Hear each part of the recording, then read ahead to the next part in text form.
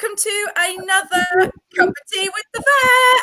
And we've got the very famous Hannah Capon. Thank you so much for joining us, Hannah. So audience, please make sure you remember to get involved, ask those questions, take advantage. This is free information, free opportunity to ask questions and find out all you can about arthritis. I am just going to interrupt here before Hannah gets to do her introduction. Just say, Hannah is normally always the one doing the interviewing, so she is now on the other side of it. Petrified. So take advantage. Yeah, Hannah, go introduce yourself. So I am Hannah, and this is Luna, her bum, by the way. I work up in Scotland for a practice called Greenside. I get to do nothing but arthritis and musculoskeletal disease now, which is quite a dream come true. And I run CAM, and I've got an amazing team of people that really need to be bigged up at how hard they work on CAM. It's a massive project, and I wouldn't be there without them. And we run Holly's Army. If you haven't got one of those t-shirts, you need one. So just for anybody who doesn't know what CAM is, can you just tell us what CAM is? Because it's awesome and everybody needs to know. So Canine Arthritis Management, CAM, is an online resource for owners, but also for vet professionals and pet professionals. We felt, well, me and Holly, the original, we felt that there was a real lack of good advice online in about 2015, 2016. And we started a ridiculous attempt to make a global resource.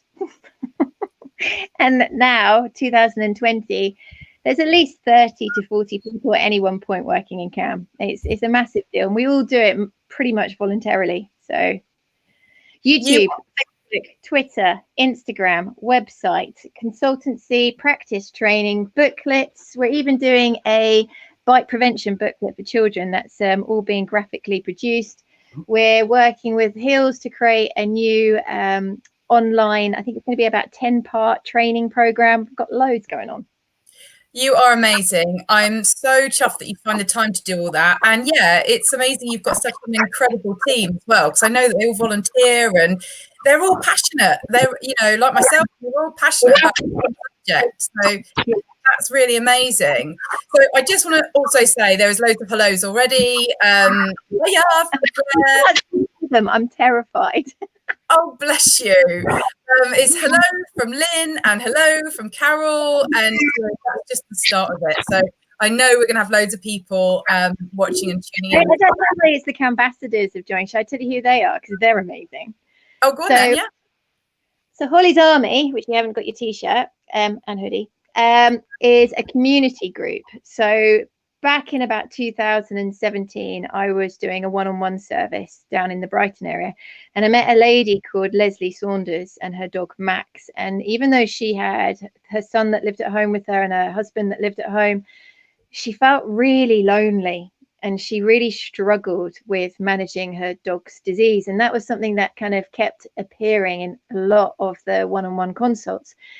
And it was actually the amazing Kerry Oakley that said, well, let's create a community group. And I didn't call it Holly's Army. Holly was featuring on the main page with me a lot, and Kerry came up with the title Holly's Army. And then a lady called Katie from Blue Bear Rehab in Colchester, she had a friend that did the graphics. And then suddenly, you know, we had this community group where people can ask questions. We don't allow advertising in it, you know.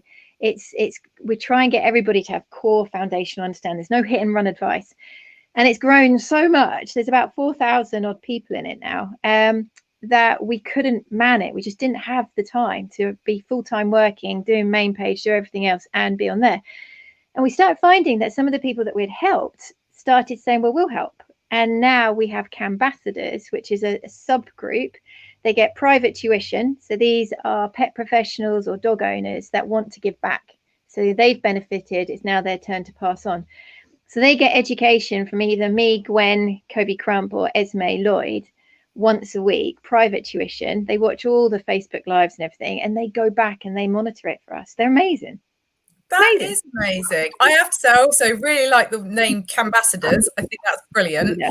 And I know Curry, so yeah, she's awesome. So yeah, nice to have a shout out to her as well. That's really awesome. We're all such a small world, really, aren't we? We all know each other. So that's really lovely. there's some more shouts already. There's Carol says, "Fab ladies." Lynn says, "It is amazing, and members are fabulous." So that's really nice. Thanks, Lynn, for saying that. Meg Kelly says, "Hello from South Africa." Oh. Sorry, Hannah. I know. Sorry, what were you saying there, Hannah? What's lovely about it is that we want to create a different kind of forum. We want it to be kind, empathetic, evidence-based, and safe. And we don't want people to come in and just say, "I want to try CBD oil. Where do you buy it?" We want people to come in and go, "I'm interested in CBD," and we go, "Well, think about this, this, this, and this, and this, and then that." So we try and make sure they have foundational understanding. That's really, really good, because that's a really good point, because people always heard from Joe down the park, or, and you get good information, but there's always so much more information. And it's really great to make sure that you've got a really round knowledge, and then you can make a firm decision that's right for you and your dog, because just because it works for one doesn't mean it works for another. So, that's really fabulous. Though is people's advice, just a little tangent, because I get this is like a little soapbox of mine.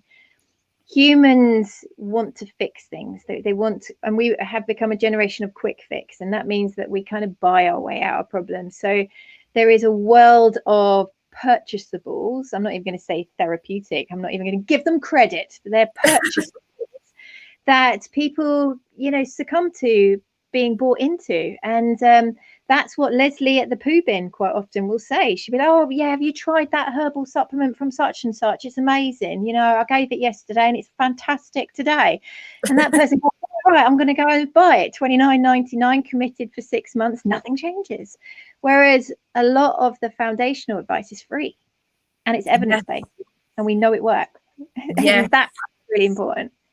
Totally. Yes. Oh, so lovely when I hear from you, Hannah. I love talking to you. It's just amazing. We've got more hellos. We've got Laura saying hello. Michelle Kennedy, she is literally the other side of the planet, so I don't even know what time it is there. Michelle, what time is it? She says, "Good day from Perth." Was that a good Australian accent? I don't know. Oh, I'll come and see you. Amazing. Michelle is also completely bonkers, by the way. So she also says, "Woof." So I think that's hello to your dog. She's back with a ball. Yeah. Amazing.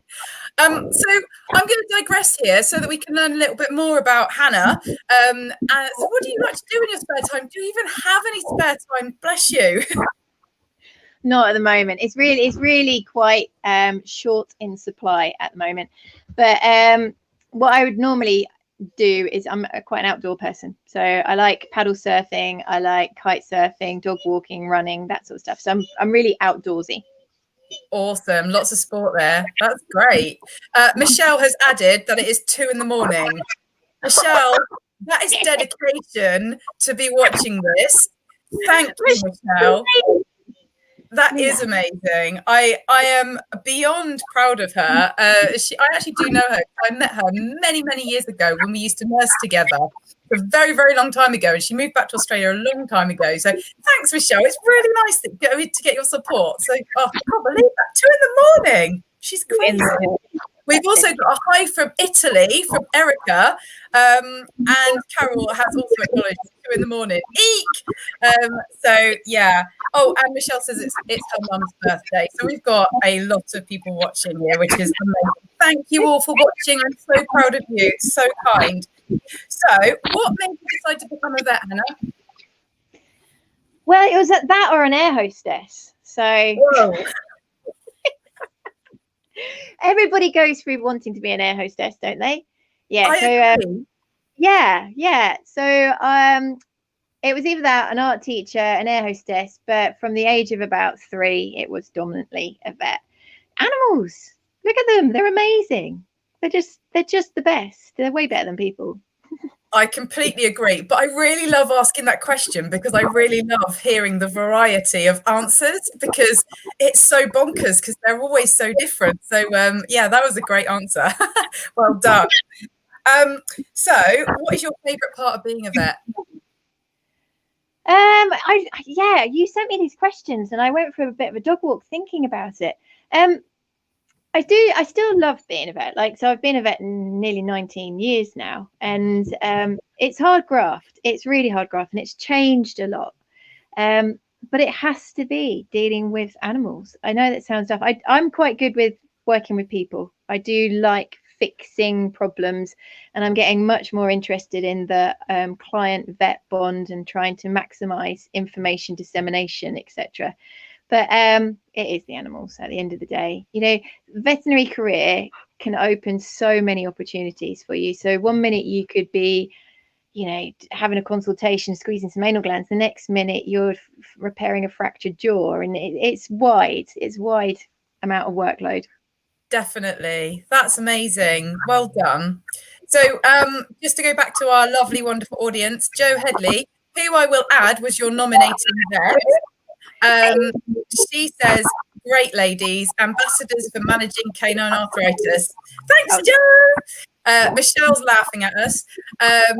She says, they are the best. I can't even remember what that relates to now. Oh, animals. Yes, of course. Of course they are. Definitely. And Sarah says that she shared this to her Frank and Jelly community, which is lovely. So if you're watching Frank and Jelly's watchers, hello to you as well. So nice to meet you all. Lovely. So Hannah, are you healthy or are you unhealthy? What's your favourite snack? That was hilarious. You know, the first thing that came to my head was broccoli. Whoa, that is weirdo with the cruciferous vegetables. I'm pretty much almost vegan, and my favourite food at the moment is broccoli with ginger, chili, and garlic fried. Amazing. That sounds pretty good. I do like a bit of cauliflower fried in paprika. You know, yeah. Vegetables are good, and where I'm walking at the moment, there's loads of wild garlic. And I did overdo it the other day. I did actually make myself quite ill. Oh, garlic, yeah. That doesn't sound good. But no, that's well done, and well done managing to be vegan, because that's really hard graft. But yeah, I'm not strict. I think it's all about keeping it all real. But I just think that if we all were a bit more aware, we wouldn't have such intensive farming practices. I don't hold it against anybody that wants to eat meat or dairy. I just think that we should all be aware of, you know, how intensive the farming practices have become. No, I agree completely. And I consider myself flexitarian. I like that label, flexitarian. But yeah, actually, my uncle's a farmer, and even he agrees. And that's quite bonkers to think of him flipping from farmer to, it's a bit nuts these days. So when you hear a farmer say that, you're like, okay. And I think for me, it actually, the final nail happened when I got into chronic pain management, because you have to be so acutely aware of behavioural change and, you know, levels of anxiety, and just you care so much at getting it right. And then I started thinking, why can I care only about that when I should be caring about more of the different species? And then it was the transport that swung me. I just thought, you know, I read today that there's the legalities is certain animals aren't allowed to be travelled for more than 21 hours now. And I was like, 21 hours? Yeah, that's crazy. I know. We can't go into it too much, because otherwise we'll all start crying, and that'll be no good, because we're all animal lovers here. So it's preaching to the converted, isn't it? But yeah, no, very valid. So going back to our wonderful audience, Michelle is on it. She says, yes. So I think that was to do with the animals. Animals are far nicer than people. Bless. Totally true. And Sarah says, hummus. Oh, God, I love hummus. I'm so sorry. Definitely. I find it really hard to follow all this. So I'm still getting used to this whole online interviewing thing, where I have to read what people are saying and follow the questions and follow what you're saying. It's like, So thank you for being on. Hummus. Awesome. Hummus is amazing. Michelle is also complimenting your pup and says your pup is beautiful. Carol says beautiful Luna and gives a kiss. And Hellas says best not to eat the customers. Yes, well, I definitely agree with that one. Definitely not doing that. Blimey.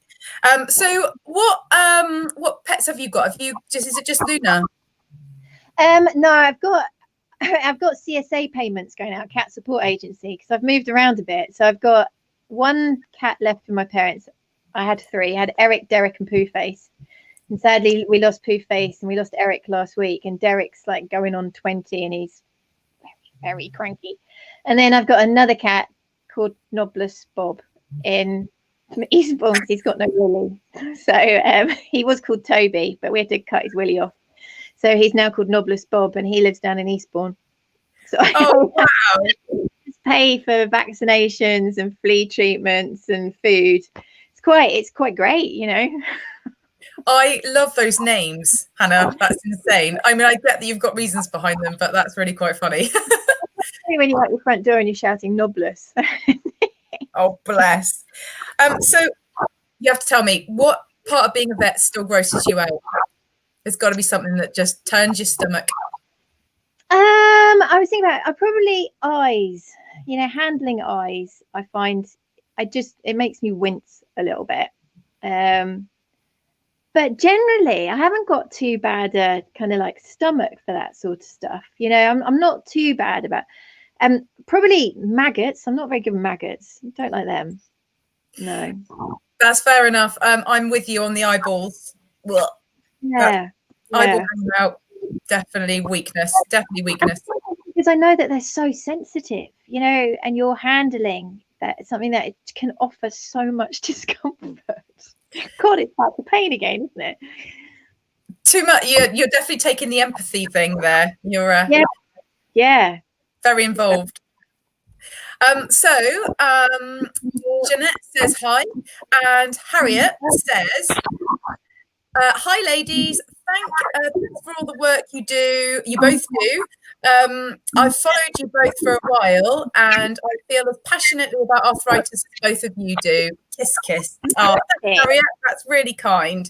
How do you suggest people choose a vet for their dogs who have arthritis? I.e., what criteria do you think is important for owners to consider? As a vet physio, I get asked this question a lot. Yeah, that's really difficult. To be quite honest, I think 2 seconds. Why now? All day you had this. All day. I think it's a really simple one. You've got to be asked and say, is there somebody in your practice that's really interested in pain management? You know, is there somebody that's got an interest in musculoskeletal health? And, you know, I think you can do quite a lot verbally and, you know, therapeutic exercise, weight loss, lifestyle changes. You can have a massive impact on that dog without having a huge amount of gizmos. They don't have to have in-house arthroscopy and they don't have to have a class 4 laser. They can still offer a client amazing service if they care. And that's the truth, isn't it? You know, there's got to be a vet that is willing to work with external therapists. They're willing to explore different avenues. They're really proactive on the multimodal approach. So to be honest, it's all about social communication skills and interest for me. So it sounds like basically talk to your vet, ask them, and be really brutally honest about what your expectations are, what you want for your pet, and then see if they'll be able to give that. And and practices do vary, don't they? And you know, I've got some practices that are so pro doing everything possible, and you know, I've done lectures in them and stuff like that because, you know, getting their nurses up, you know, on board with it, and their vets, and they want to know everything. And then there are other ones that are less so. So yeah, I think that's great advice. Just ask the questions and be really. And I think it's quite interesting is that this is a service industry. You are the paying person. So you are going with a requirement. And if they can't fulfill your requirement, you know, you don't go to cinema that hasn't got the film showing. You know, you like, oh, I didn't want to come see this one. So I came anyway. You can ask. You're paying. Yeah, it's a really good point. Yeah, be strong. Hannah's saying be strong. And ask reception, because reception are really underrated. You know, some of the best people I've ever worked with are receptionists that have just got such good skills and understanding, and they're almost telepathic, and they've got their crystal ball. They know what their owner's thinking. Ask a receptionist and just say, be honest with me. You know, is there somebody in this practice that's going to really, you know, look after me? Yeah, that's a really good point, actually, because I know some amazing receptionists and definitely hit the psychic button. Wow, Yeah. some receptionists, you walk in the door and they're just like, boom, and they just tell you exactly what's in your head. And you're like, what? I'm just going to leave and regroup for a minute because this has freaked me out. So, yeah, receptionists are incredible. Tools can be incredible. So going back to our lovely audience, we have got Claire who says, I'm with you on the maggots. So yeah, she obviously agrees with your disgust of the maggots. Oh, bless. Michelle said, loved working with you in Bracknell, Donna. Ah, that's sweet. And Michelle said, yes, me. She is crazy. She is crazy. She's interested in studying massage over here in the land down under. Well, Michelle, that's great. Go for it. Do it. And there was there's been a article out recently with Lascelles, and I can't remember the other guy's name. I'll send you the link. And it's talking about pain management and rehab of osteoarthritis. And it's one of the first times I've seen, you know, people that I really, really respect say massage has a really strong place in managing this disease. And I was like, thank God, yes, it does. Definitely. And is it you're a Galen massage therapist as well, aren't you? Well, so I started. This all started because of a silly woman called Julia Robertson, who she runs Garland, and I was working in Brighton, and I had my light bulbs go off. I knew that there was more that I wanted to do. There was more I wanted to understand. And I'd looked into physiotherapy, but I was eternally single. I was paying a mortgage. I couldn't take 3 years out, and yeah, I couldn't afford it. So I was like, well, I'm going to just take a little dip. I'm dipping my toe into understanding more about musculoskeletal health. And I went and did some work experience with her just for a few days. And I was a cynic. I was a vet, you know, we're all about drugs and stuff. And I was watching her going, nah, I don't believe it. You know, she was like, and I was like, nah, I don't get you. And then for some reason, I kept going back, and I eventually signed up for this blinking diploma. And when I started doing case studies, I was, good God, this is really quite incredible. And it was definitely the first step into more needs to be done about chronic pain management. You know, it is everywhere. And when you start seeing it and you can identify it in every dog that walks past, you know, you go to the park and you want to cry, you're driving the car in your eyes and you're watching, oh, there's another one. Oh, there's another one. And yeah, so she kind of really opened my eyes and started the journey, really. Well, I am very, very glad that you crossed paths with that lady. And, you know, because that's written my life. In a good way. She has helped you make so many people's lives amazing. So, you know, that's definitely amazing. Hannah, Michelle also bought my DVD, and she's just pointed out it hasn't arrived yet. I'm so sorry that it's taking that long to get to Australia. I don't know really what to say other than let's blame COVID, because I don't know what else to do. But it is going a long way. I mean, it is traveling halfway around the world. So I'm so sorry, Michelle. There's nothing more I can say. I'm so sorry. We've got to catch up. So Claire says, Hannah, what are your thoughts on laser therapy administered in practice? Oh, this is where I get controversial. So I totally rate laser. I think it really does have a place, but I don't think that their training is coming with it. And I think it's not just about the machine. I think people that are using them really have to understand about pain, identifying where it is, soft tissue changes, working out the pathway of where they should be treating, rather than just using like a swipey wand.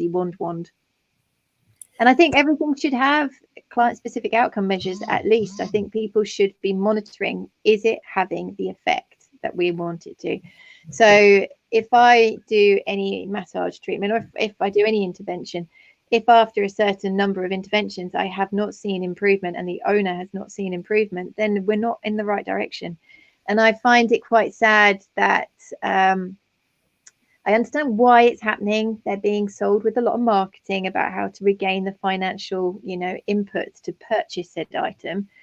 But people are signing up to these 6-week courses, but no one's actually being objective beginning and end and saying, did this work? And I haven't got a money tree. I really haven't.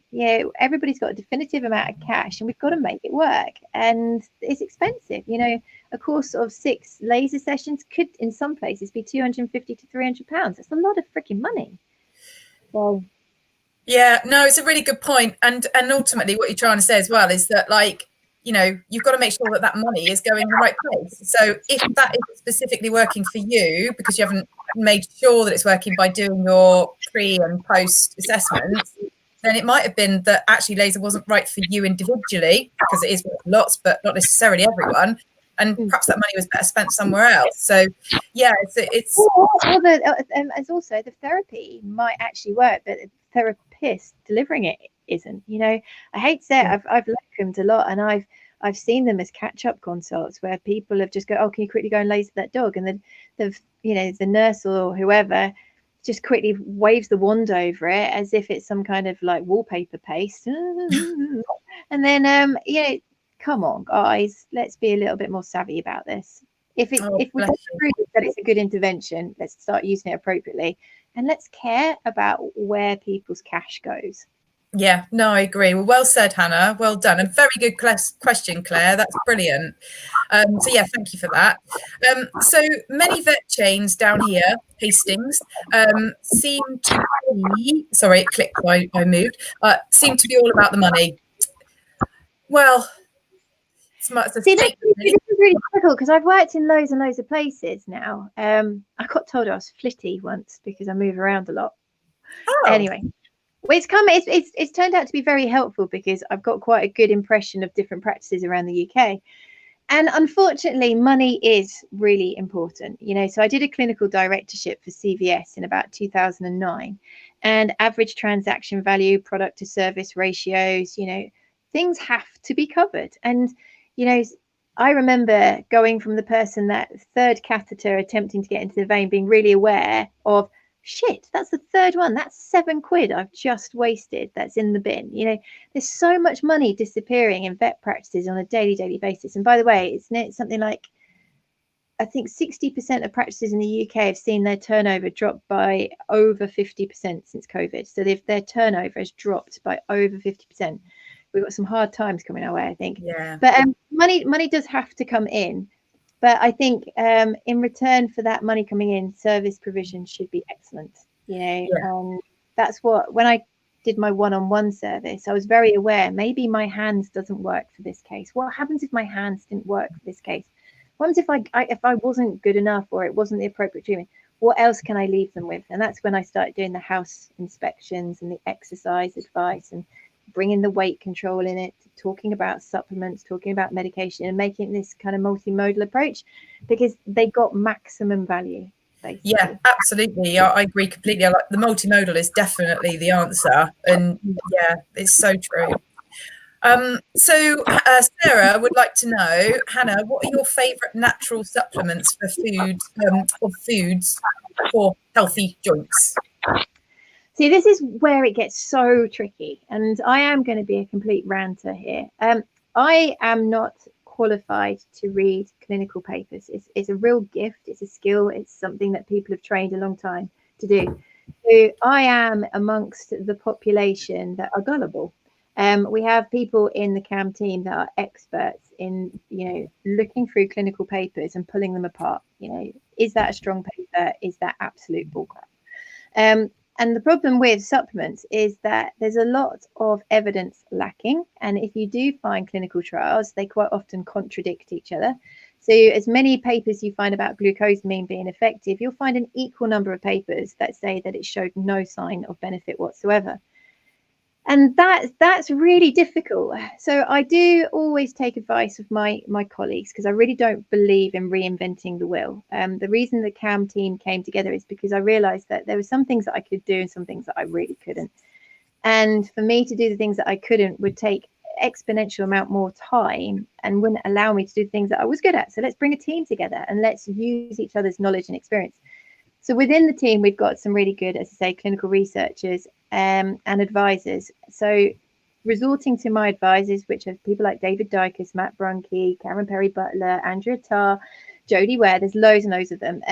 Omega-3 fatty acids from a marine-based source is a good place to be. You can look at your type 2 collagens. You can look at your avocado, soybean, unsaponifiables. Glucosamine, chuck it in somewhere. You know, some people still feel that it's got a really good place. But my real thing is don't get caught up in it, okay? Get the rugs down, get the weight off, get them moving, keep them distracted, get their brains busy.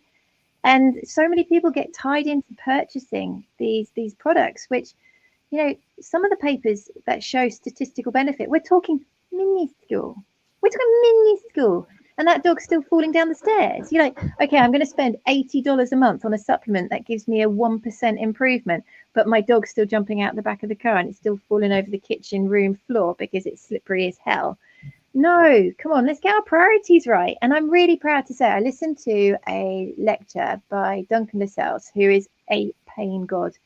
And even though he knows the intricacies of pain and molecular science, and he's involved in every new pharmaceutical development, in this webinar I did recently, he just stuck to the foundationals: exercise, weight control, lifestyle. And if you look at the NICE guidelines for humans, exercise, weight control, lifestyle.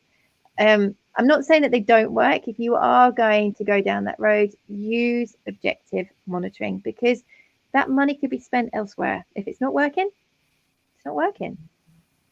Well done. That's a very good answer. And I think that's really fair for people as well, because it means that even if you've got no money, you're okay. You don't have to feel guilty about not affording the supplements, because they're not necessarily the be all and end all. So, you know, it's okay if that's not where your priorities are at all, because they shouldn't be. Your other priorities are above that. So, yeah, great advice there.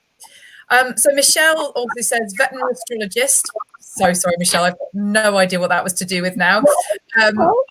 Say that again. Veterinary astrologist. Wow. Maybe that was what she wanted to be. That's very cool. Michelle also said, awesome, thank you. And Carol says, love Galen, I'm doing the diploma. Oh, good luck, Carol. I hope that goes well.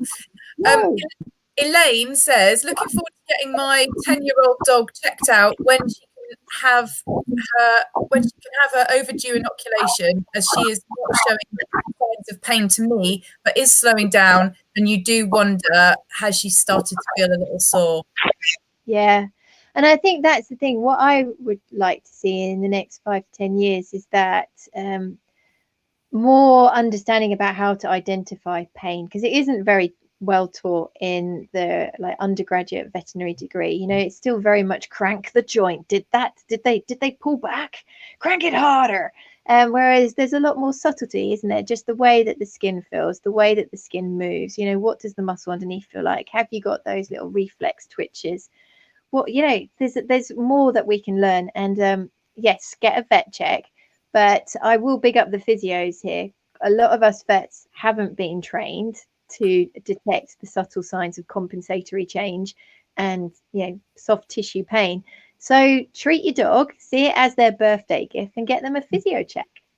You know, every owner once a year got a physio check. Oh, definitely. And I have lots of my owners come back, you know, even if they've, you know, we've fixed and they're done and, you know, you think it's all over. I've got loads of my clients who say, actually, let me just come back for a checkup, because they see the value, because they've been through it. And so, yeah, it's a really good thing. And also, in terms of the education for the pain side, it's not just the vets either. I think it'd be, you know, so great for owners to be able to be empowered to understand more about whether their animal's feeling pain, because so many owners worry about, oh, I don't know if my dog's feeling pain, I'm not sure. And it would be amazing to give them more tools to be able to identify that on a daily basis at home. And one of the downloads we've got. So if you go onto the caninearthritis.co.uk website, if you go to the section how CAM can help, then there's a downloads and resources file. There's a page. And in it is suspicion of chronic pain. And it's a PDF that you can print off. And it's got the CAM factor, which is behavior, posture, physical changes, capability, and gait changes. And there's in numerical 1, 2, 3 by each of them with the dotted line. So an owner can take that sheet and go, right, so what am I seeing? Yeah, my dog doesn't greet me at the door anymore. He's not really interested in playing. He actually is a little bit averse walking past other dogs now. Oh, he's got behavioural change. Oh, yeah, do you know what? I've seen that his back end's beginning to slope. He's got postural changes. They start filling that in and they can go to the vet and go, I think I've got a few things going on here. That to me says that I should be doing a pain trial. And the vet's like, thank God, that was really helpful. I've only got 10 minutes. You've made my life so much easier. So it's there. Please use it. Good advice there. So yes, get on the CAM website. Amazing. Thank you for that. So Claire says, you'll like this, completely agree. I run laser clinics in practice. I only see them when they are referred by the vet and they are monitored closely during treatment. I definitely don't use the laser like wallpaper pasting. Well done, Claire. It's I tell you what, I saw a practice with somebody that had a class 3B. And that was when it was all kicking off, class 4, class 3B, class 4, class 3B. But what I can honestly say is her skill for detecting areas of discomfort. So myofascial discomfort, you know, little trigger points, and carefully placing the laser. And I was like, do you know what? Hats off to you. You know, that's skill. Yeah, definitely. So Carol says, yep. So she's the one who's doing the Galen diploma. So she's agreeing with us. And Harriet would also has another question, if there's time. Yes, of course. What's the most effective way to get vets to refer arthritic dogs to for physio or hydro? So often owners find me independently and they say that the vets never even mentioned physio or anything else. Instead, they just give the Metacam and told that they can come back if there's no improvement. See, that's one of the reasons that CAM started. There was like loads and loads of reasons that kind of came together. It was like, right, let's make something. And I knew from a vet perspective the limitations of my training. So OA was at university, but it was skirted over. It was only through extra learning did I realize that it was way more complex and way more exciting. But I can't expect all my colleagues to have the same passion as me. You know, I'm not into hearts and I'm not into ears and I'm not into all of the other things. So the website was written so that a vet could hand over the business card, the CAM card, which should be underneath the computer terminals or stapled to the invoice or put in the prescription bag, and say, go there. There's so much to learn. There's so much to know. I've only got 10 to 15 minutes with you. This is 6 hours with wine. Go. And so that's one of the reasons that we created the website, was to be a tool for vets to use. It's been slow on the uptake, I won't lie. So I don't know what the answer is. I can tell you that chronic pain in OA is trending. It's really trending. And it isn't a case that I'm just only seeing the things that I want to see now. We're seeing a lot more interest because rehab is really progressing. Chronic pain clinics, nearly all the referral centres in the UK have a chronic pain clinic now, which they didn't 2-3 years ago. So the tide is turning. Bear with. If you wanted, and the concept, you know, get some CAM cards, go to all your local practices and say, I really believe in this. You know, I understand that your time's limited. I'd really like you to let your clients go there. They might indirectly find me because they'll understand the importance of physio, rather than you having to go in and go, I'm amazing. Which is really hard because I used to have to do it. You can actually go in and say, look, there's this resource. I think you should really know about it, because then we funnel people's imagination into physio, chiro, osteo, hydro. So it's an indirect way. It might help, but I haven't got the answers. Sorry. No, but that's very honest of you. And, you know, at the end of the day, equally like you're saying, you've got the most amazing resource at hand, CAM, run by a vet, so their peers, and you're still struggling too. So yeah, it's hard. But I definitely agree that times are changing and the tide's changing, because they, you know, you do see more and more things being said about out there, which is really great. So yeah, that's nice to hear from you as well, because, you know, we're just all passionate, aren't we? We're just like, come on. If I'd written a website about the amazing effects of manual therapies, vets would have done an absolute skoodash.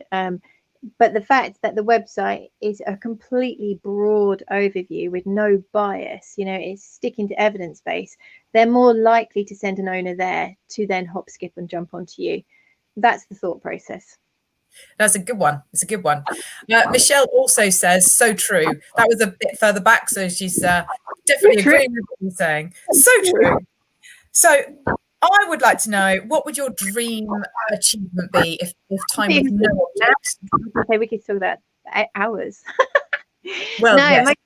my dream lifetime achievement, I would really like CAM to turn into something as impressive as the ISFM, or even go even further, versus arthritis. So if anybody has any time to check out Versus Arthritis, it's for humans, and Arthritis Care collaborated with Arthritis Research UK, and they've just made the best online resource. They have online forums, they have helplines, everything that ever has been asked about arthritis, you'll find answers about that there. So if somebody says, mahogany bark chips slept on a Wednesday, does that help?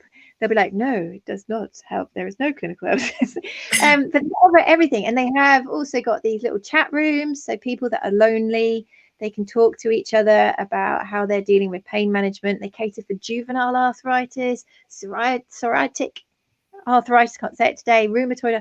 It's amazing. It's a beautiful place. And that's what I'd like to do. And that's what the CAM team are aiming to do, is to create a resource that is globally respected and funded, because that's the crux of it. It's pretty... I think in fairness, you are getting there. It's you're doing a really great job. So you're definitely on your way. The Versus Arthritis thing is very impressive. But yeah, I don't think you're far behind it. So well done. You need a fairy godfather that has just got a bit of cash. Definitely. Airlines aren't going down. He might have thrown me a bit of cash. Keep your fingers crossed.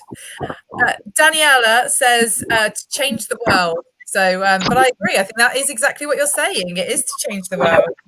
Wouldn't it be great if we get a Good Morning TV? Wouldn't that be amazing? Like, get onto the One show. Manage to actually get out there and say, guys, I know you love your dog and I know that you're a great owner, but you missed something. Let me tell you what, and let's catch it early. Because a lot of the people that we see with these dogs, they love them, but they're crippled and they can't see it. It's sad. So come on then, any TV media people, contact Hannah. She wants to know, she wants to see you, she wants to get on those shows. And I think that is a very reasonable, I think it would be a great segment for the shows anyway. I think we should definitely try and explore that.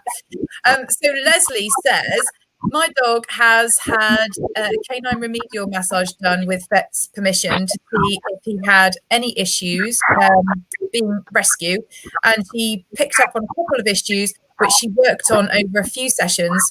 Then unless showed any problems, just a once a year as a treat to check on him.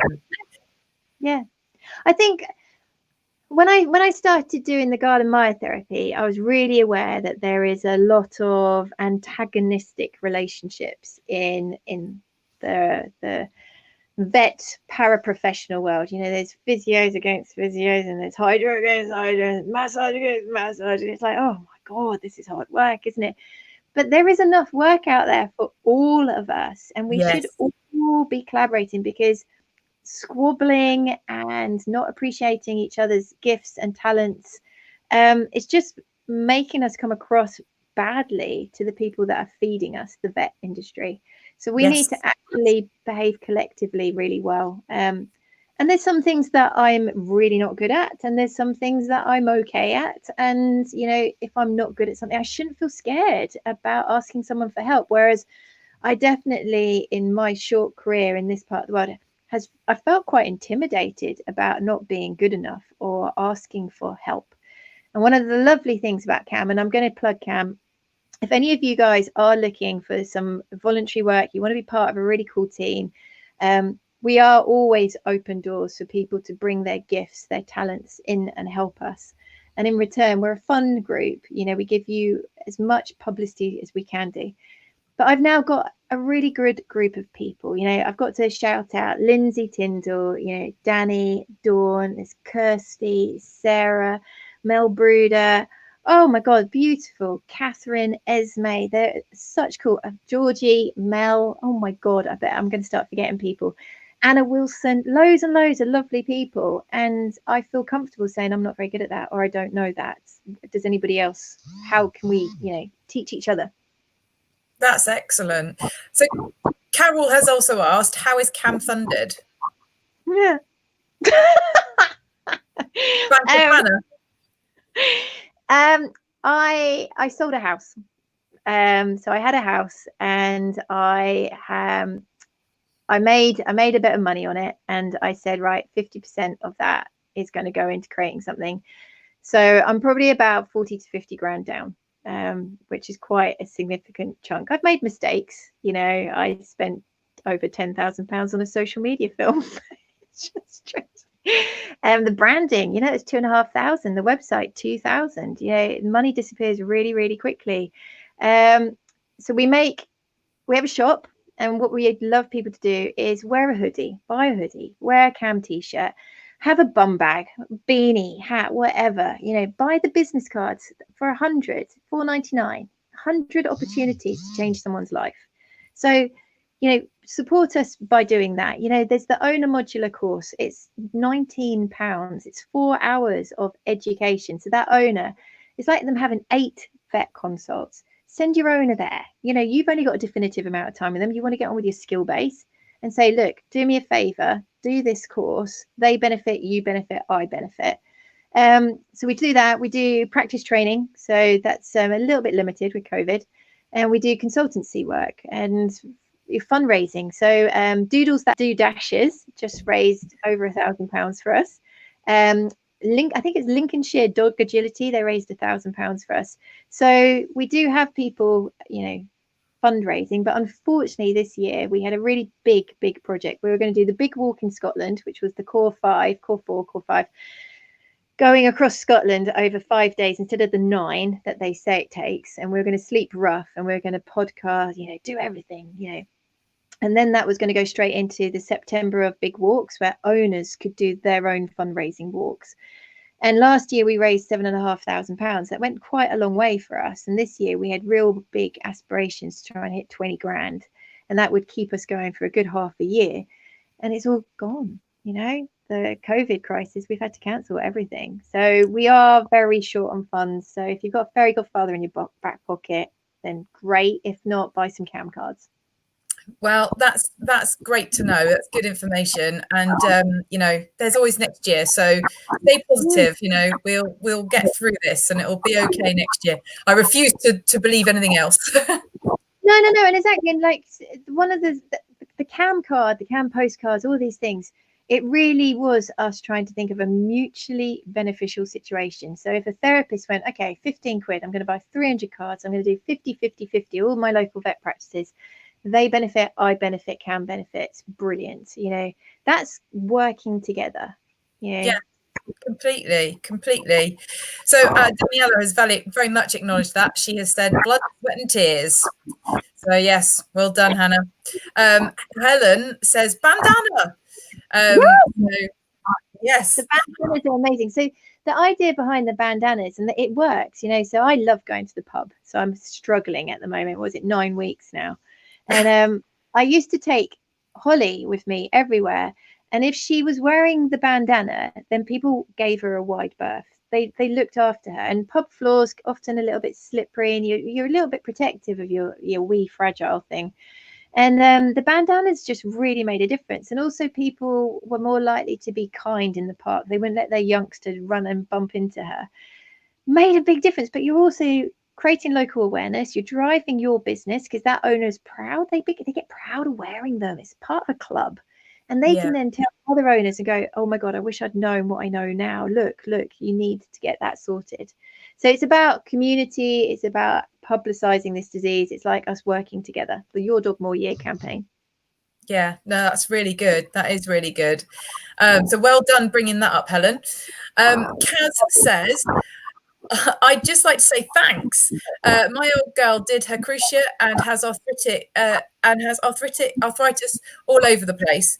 Because of all the chats with the vets and therapies, I've learned a lot about my girl and still trying not to be dense when she talks to me. Oh, bless. Oh my God, I love that. I'm going to use it in lectures. One owner once said to me, she's trying not to be dense when her dog's talking to her. That's cool. I like it. I like it as well. I think that's awesome. So Daniela says Therapist Thursdays. Oh, that's a good idea. So we do a Therapist Thursday. So it's hashtag Therapist Thursday. And again, the idea was a mutually beneficial situation where we've got 27,000 owners, and we've got vets, nurses, and therapists all following this page. So we gave a day, Thursday, for therapists to put their details, shout about themselves, £2. £2, that's all. So they can say location, what services they offer, their qualifications, link to their website, all of this, all their contact details. It's just not being supported. So yeah, we still want to do it because we are always trying to look at ways we can work with people. I think all of us have been burnt from competition and ego and arrogance, and just don't want it. We're in this together. Oh, I agree. But I will say this, I actually didn't know about your Therapist Thursday, so it might be a marketing issue. Yeah, well, we've been doing it for months, and it's been every Thursday, and the lovely Laura Eldridge has been sending newsletters to all of the therapist education centres. So yeah, let's shout out about it more, because we're rebuilding the website soon. That's what we're fundraising for, and we're going to have a directory where people can big themselves up and support CAM. That would be amazing. Yeah, no, that's great. I will have a look at that. So Carol says, okay, will do. Awesome, Carol. Daniela says, an opportunity for therapists to advertise their services on social media for a small £2 contribution. Yes, exactly. And we're also, what we want to do is do OA friendly clinic status. So we want practices that have had their training and they've done stuff with their flooring, their access points, their hospital facilities, etc. Then we go, yeah, you get the badge, and then owners can go, they care. You are very busy. You've got a lot coming up, haven't you? So I'm going to lighten the mood a little bit and go back, because you said earlier that you're quite sporty. So if you could be amazing at any sport, what would it be? So I was torn because I love snowboarding and I love kite surfing, but for access, I guess at the moment I'm still trying to learn strapless surfboarding with kites, and that's really quite hard. So you surfboard and you have your kite, and you haven't got your feet scooped into anywhere, so you're using balance and kite pressure and your resistance against the water to stay on the surfboard. Yeah, they're amazing. When you see them, wow. Are those the ones that go flying like really high? Well, they're the ones that you got your feet in a foot strap. So yeah, but there's a real different skill base with not having your feet strapped in, and you're just on pressure.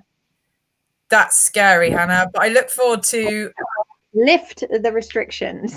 Yeah, I look forward to seeing when you do that. That's definitely something you have to get out there on videos for us to see. Share it. Helen is giving you a bit of a tip here. She's saying up it to £10. Psychology. Oh no, we've lost you, Hannah. Please don't be permanent. Come back, Hannah. Jerry says hi. Thanks, Jerry. Hopefully Hannah will be back with us any second to finish doing some more chatting. Bless her cottons. Hold on, she might be telling me something right now. Okay, she's saying... Nope.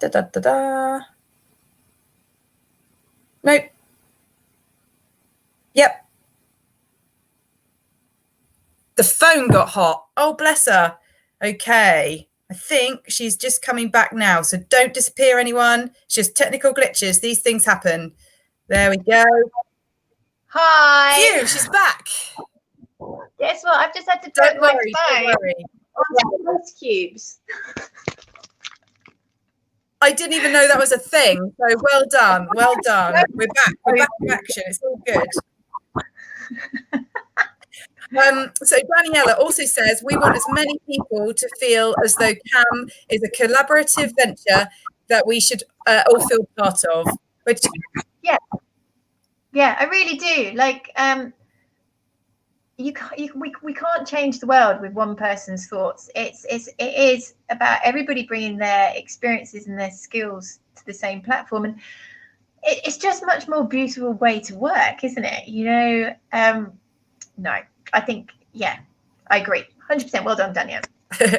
I'm going to take this point to say that some of those names that you mentioned earlier, like David Dickus and the people that you speak to, are incredibly famous people. So you have already spoken to some amazing people before I even put this question out there. But if you could Facebook Live with anybody, dead or alive, who would it be? See, again, I thought long and hard about this, and Tom Hardy just comes out, partly because Cam is a priority to me over so much else, and I know that will turn the tide. And it sounds daft, but he is a celebrity with a massive following. He's a butch guy that's got an absolute, ridiculous love of dogs. It's just marketing gold dust. So I would love to get a really famous male sexy celebrity that would bring with him 150,000 views, because that would launch Cam massively. For myself, who I'd like to, someone like Dawn French. I'd love to just be on Facebook Live having an absolute blast with someone, educating, being funny about it. I think we've got to, as a veterinary profession, I think we can educate better. And I think we need to lose the white coat effect. We need to be current. We need to keep people's attention span. And we need to explore trying it in different ways. So can you imagine anything cooler than having an absolute blast with the Vicar of Dibley about OA? Oh, it would be amazing. I have to say, I have a lot of time for Dawn French. I think she's so funny. And I think I envisage she's probably a hugely intelligent lady as well. So yeah, I would love to speak to her. And equally, Mickey Flanagan though, oh my god, that'd be like rude OA. It'd be hilarious. Going out. We're going out. That's brilliant. But listen, Tom Hardy, or if any friends of Tom Hardy are watching right now, please contact us and we'll get you on with Hannah, because that would be amazing. So yes. Fingers crossed there, eh? Let the power of Facebook do its thing. So Jerry says we should have a competition to guess how long Hannah stays on the board. £2 entry with a Cam booklet prize. Oh, yeah. I'm going for anything. I think Hannah, by the way, will be here until she's dead. So it's really a case of deciding how long she's going to live for. So, unfortunately, I don't know if I like that. I think was she not talking about kite surfing? How long I can keep my feet on the board? Oh yeah, sorry, I read more like Cam board there. Oh my god. Oh, that's still the same thing, isn't it? Yeah, but the thing is though, how sad is this? I even got to the point that I was going to screen my van, brand it with Cam logo all over it. So everywhere I went in my camper van would be cammed, and I was like, stop. Just stop. This is getting out of hand now, Hannah. I'm going to get like a tattoo or something ridiculous. Cam the camper van is also quite funny though. I'm really upset because this year the Cam team are going to try and get together at the Vet Fest. So last year, a load of us who hadn't met up before met at Vet Fest, and we had such Exactly. Well, I managed to get something like 5 drunk middle-aged females sleeping in my camper van that sleeps 2. Oh my god! I'm glad I wasn't in that one. So it's the team's a really good laugh. They're such a cool group of people. That's awesome. So Jerry says Prince William. So yeah, that would be a pretty cool one to have. Yes. Stephen says, "How about Ricky Gervais?" Yeah, actually, that. Yes. He's an intelligent man. Yeah, he is. And he was doing a little bit of a celebrity bash recently, wasn't he? About all those celebrities having such a hard time at COVID. And it was like, Ricky would be awesome. But to be fair, getting publicity about this being the leading cause that we put dogs to sleep, I will take any celebrity, anybody that's got the time to say this is important, because it is important. And Duncan Lascelles absolutely rate this guy, because he doesn't hold back anymore. And he says this is a disease of the younger dog. Why are we still fixated about slowing down and getting old? It's absolute trollop. We should be actioning change 6 months, 2 years. There is a complete pool of dogs that are not getting the attention that they need when we could really, really do something about it. So we need to change the way that people view this disease, and we need to get it public. We need to get some real big social media splurge about it. Definitely. So Claire says Bill Bailey, and Jerry says, yes, kite surfing. So yes, sorry, I don't know where I was when I was thinking that. But let me also just take this time to really quickly say, please, please, please, audience, you're all throwing names of celebs out here. That's fabulous. But if you want to get a nomination for a vet that you would like to see me interview, please, please just pop the name of that vet, or whatever practice they're from, whatever, in the comments box, because I really want to keep these interviews going, because I think they're brilliant, and they're, it's great fun listening to vets and learning more about them. So so pop up your nominations for your vets as well, because I will try hard and get them on, hence I've got Hannah here. Hannah, going back to your veganism, what's your favorite meal you like to cook? Or it might not be a vegan one, that's absolutely fine. It might be it's just your most easy go-to pot noodle. What do you like to cook? I'm really lazy at the moment, but I'm very Thai. I like Thai a lot at the moment. It's so quick, because I'm living on my own in a holiday cottage, because I normally live in my camper van, and I was supposed to move back into the little motorhome in April and spend my weekends traveling around Scotland with my laptop, but with the lockdown, I'm still in the winter holiday cottage, and I just haven't got into the habit of cooking properly. But Thai food's very easy and quick, isn't it, for one? I'm impressed that you can cook like anything really much in a camper van, and I'm impressed you live in a camper van. I mean, so much fun. Basically a gypsy. I am. I love being feral. It's amazing, the freedom. So if I want to go out drinking in Edinburgh, I just park in Edinburgh. It's great. I don't have to think about getting home. No, that is amazing. I'm such an outdoorsy person. I mean, we were living for 2 weeks when it started lockdown. We lived in the garden for 2 weeks in a tent as well, because that was the best we could do. But yeah, outside is just the best. It really is. And your photos are always incredible. So that is really cool. Kaz says, can you move time zones? It's 5 a.m. here and I have to go to work. Come on down to Australia. Can I throw out a physio's name from Australia? Of course you can. That's amazing. More Australians watching. That's amazing. And Cam did New Zealand this year. We did 10 lectures in New Zealand. I want to go to Australia next year, and I want to go around Australia and do lectures. So help us. Let's do this. Michelle will definitely help you. That's for sure.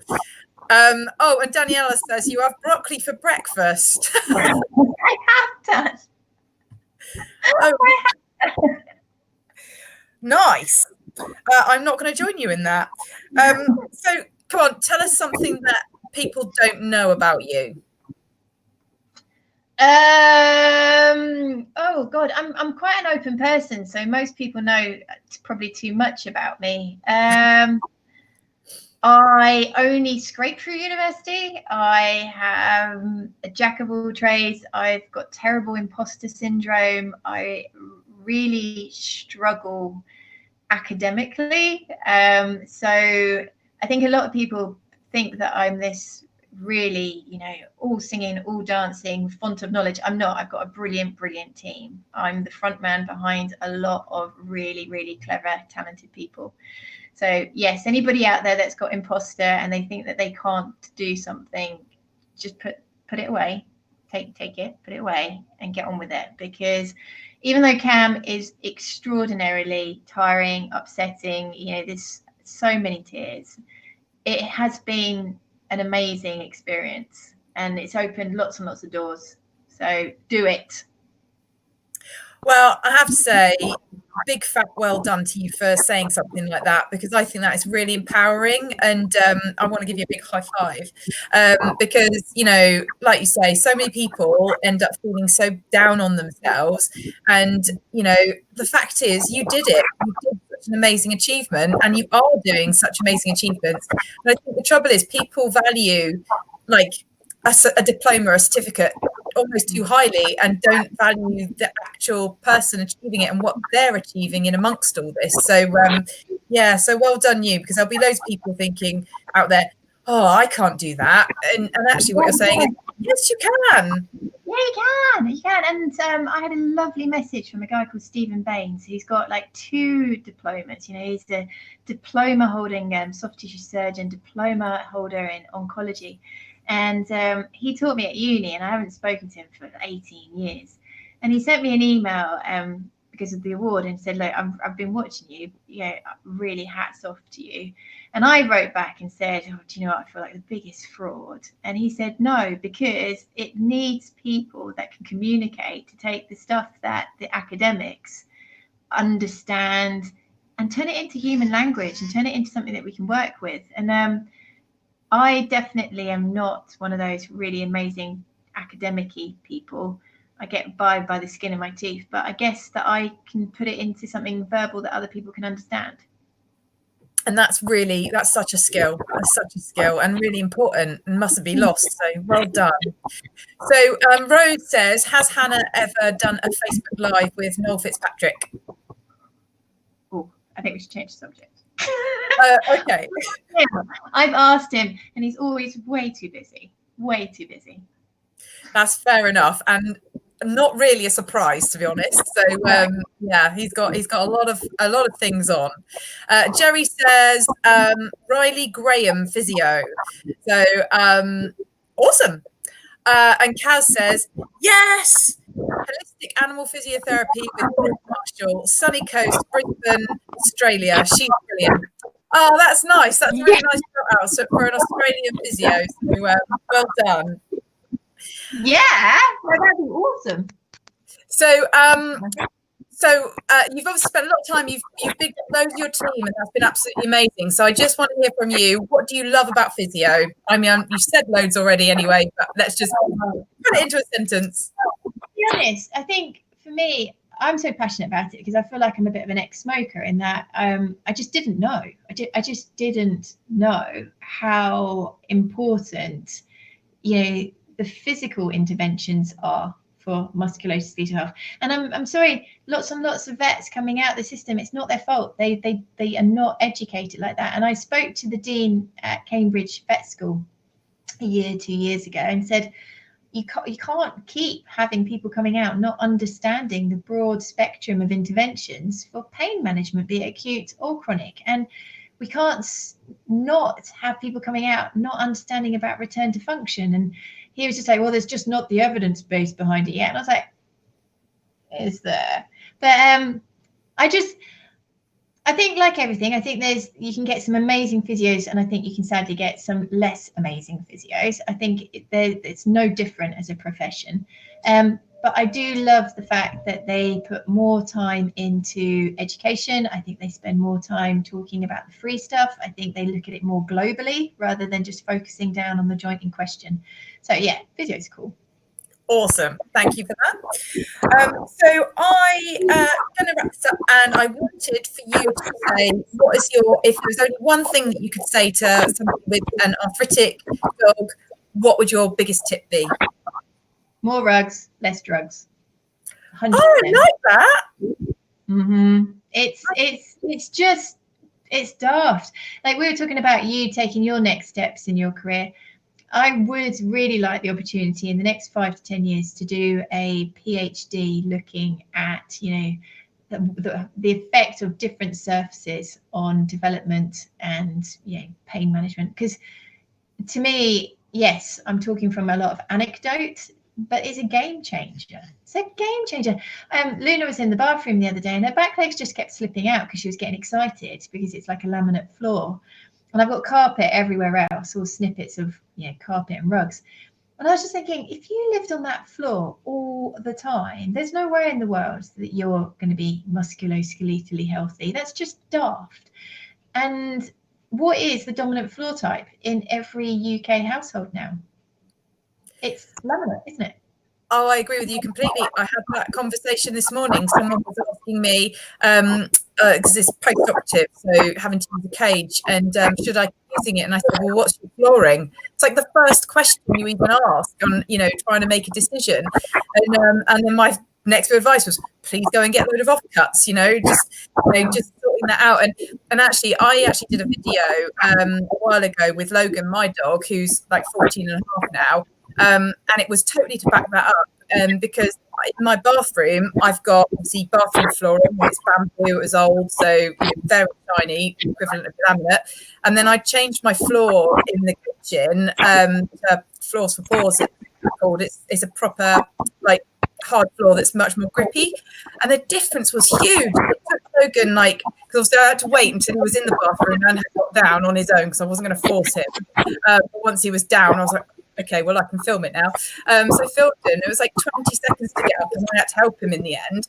And then the downstairs one in the kitchen, which was more grippy, but still not as good as carpet, 3 seconds. Yeah. So the difference was huge. And I was like, speaks volumes.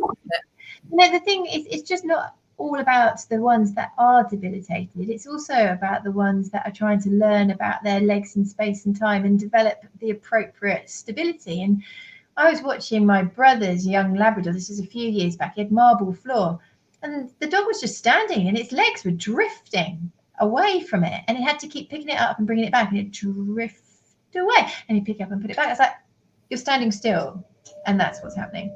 But people really believe that their feet are like suction cups. They have this, they're like some kind of Spider-Man, and they're just not. They're not designed like that. So just imagine if we got on Good Morning TV and said, this is a problem, Houston. Wow. So. It's huge. So we've got loads more people getting involved now, so don't worry. We're going to make sure we answer these questions. So Stephen says, a sign of arthritis question. My Labrador, 9 years of age, grouchy in the evening. It is so like him. Is this a sign of onset of arthritis? You do get crotchety, did you say? Grouchy. So there's been a paper released recently by some really esteemed clinical behaviourists, led by the University of Lincoln, Professor Daryl Millis, and they looked at their caseload in connection to pain. So what amount of their deleterious behaviour caseload was linked to pain, either directly or indirectly. And the 100 behaviourists that they asked, 28 to 82%. So some clinicians around the world, 80% of their caseload was behaviour related. Pain was involved. So if you've got a dog that's getting grumpy in the evening, then get it checked out. Get the suspicion of chronic pain PDF printed off. Look at their posture, look at their coat, look at their feet, look at their nails, look at their muscle mass, look at the way they walk. Have there been other changes as well? Because you'll probably spot them. Awesome. And it doesn't mean drugs. Okay, so this is something else that kind of frustrates me, is that there's a real apathy to intervention because of fear. And there's a fear of being on long-term medication. And the vets haven't done themselves any favours, if we're really honest.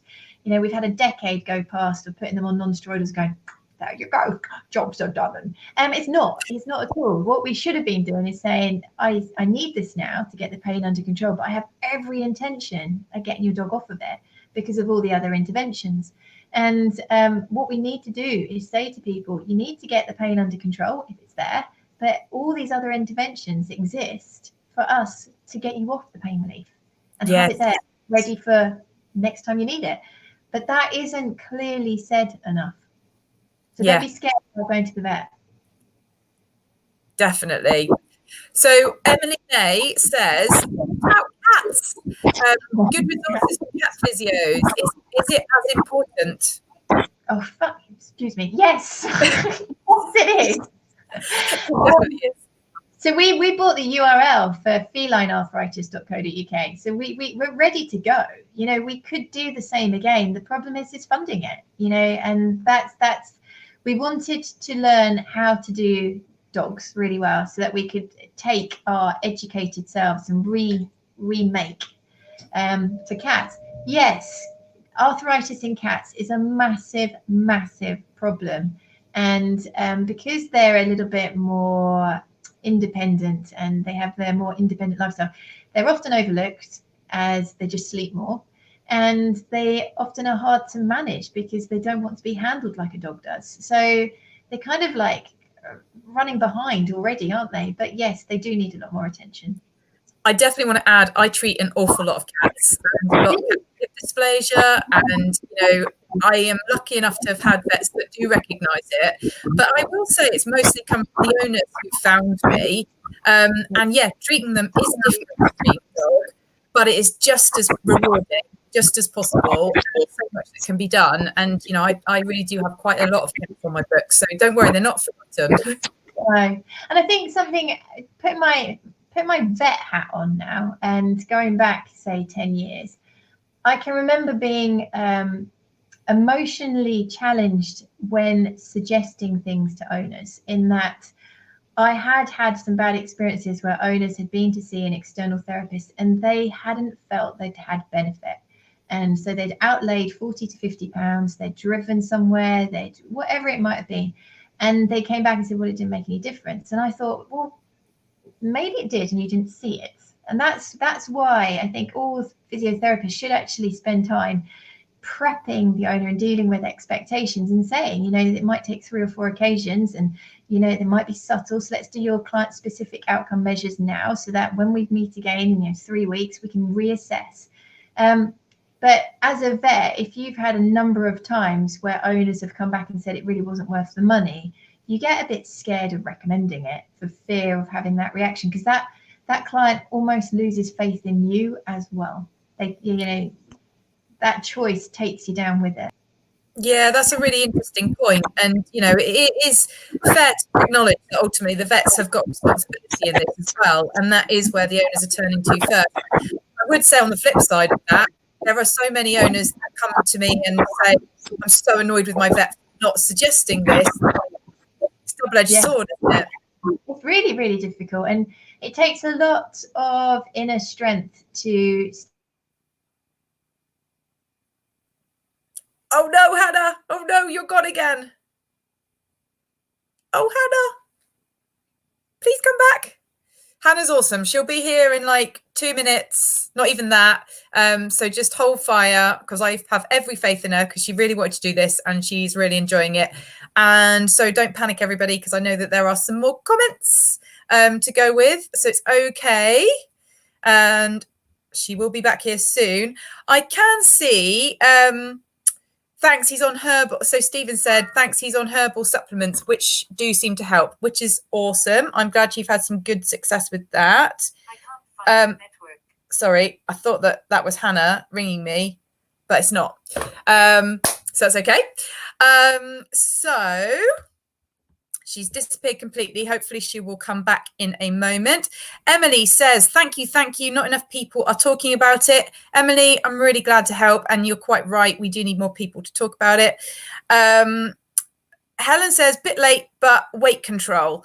Yes, weight control, humongously important. Hannah has definitely said that was one of her top ones. So yes, oh my God, I am seen as the Hitler of weight control when it comes to my patients. So I know that, it is definitely so important. And also to be down the sort of leaner end of normal as well. So a lot of owners say, they get told that their vets say, oh, my dog's fine. And they probably are within a normal range. But from a mobility point, we want them right down the lower end of normal. So, that is a really, really important point. And Daniela also said, watch this space for Cat Focus as part of the CAM Hills 2020 project. Awesome, Daniela. That is amazing to hear. And I think the question that requires answering with rigorous evidence is, are our modern homes actually a suitable living environment for dogs? That's interesting. Hannah is back. Amazing. I've managed to talk the whole time that you were gone, so don't panic. I'm going to speak to EE and get a new phone because it just keeps overheating. Oh, bless you. Don't worry, but you are literally back just in time, because Daniela had one last really good question. I think the question that requires answering with rigorous evidence is, are our modern homes actually suitable for living as a living environment for dogs? I really do want to challenge that, and I would love to get funding and do a proper research project about it, because I question it. I really question it. Doing the home service for 2 to 3 years and seeing, the way that a lot of dogs have to live, and they'll never say anything. They're so loyal. They'll get on with it until breaking point. They will get on with it. I think it's an area that we need to invest a lot more attention. And I think the other area is to get owners to really understand behavior. I think they need to be better equipped at interpreting a dog's response. I'm kind of overhearing people saying, "Oh, we wouldn't do it if it hurts." No, we would. And we need to equip owners with a better toolkit right at the beginning. And I think there's a real opportunity that when owners are really wishing to do the best that they can for their dog right at the beginning, puppy, they're buying the bed, the harness, the collar, they're buying everything. That's when we should kick in do you know how they show pain?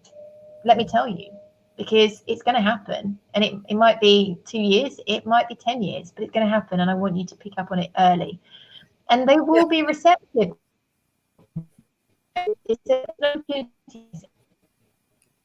Oh no, Hannah, your phone. It's a nightmare.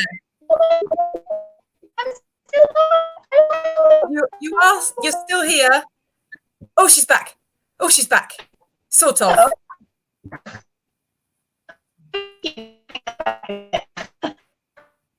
Hannah, I think that we might need to let you go out and come back in again. I think she's saying she's going to come out and come back again.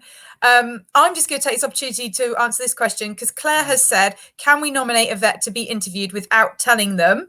And I want to tell you, yes, of course you can. If you private message me or email me, then obviously you can just say, I want to nominate this vet anonymously, and that'll be absolutely fine. And I won't tell them who has nominated. I'll just say it was a fan, and I will get on with that. That is fine, because I have had a few people nominate vets who have said that they don't want anyone to know, just because they know that their vets are so busy and they don't want to be part of adding to that list. But honestly, this is a real compliment to be put on here. So don't worry at all. Our Hannah is back. Phew! There you go. Can you remember what you were saying? I was saying about puppy parties, and I was saying that I think that we need to be bringing a lot more attention to the topic in a positive way when people are really receptive. And I don't think you have to go in and doom and gloom and say, oh, well, the pain is this, that, and the other. If we present it well, we can actually get people equipped to identify the signs early, which is what's needed. I agree completely. Now, my game, because it's bouncing around. 1 minute it had 20%. Now it says it's got 2%. So I might say goodbye instead of embarrassing myself and disappearing again. Okay, that is fair enough. So, Hannah, you've been an absolute superstar. You have been amazing. We've kept you for a very long time. Thank you so much for joining us. Thank you for answering so many questions.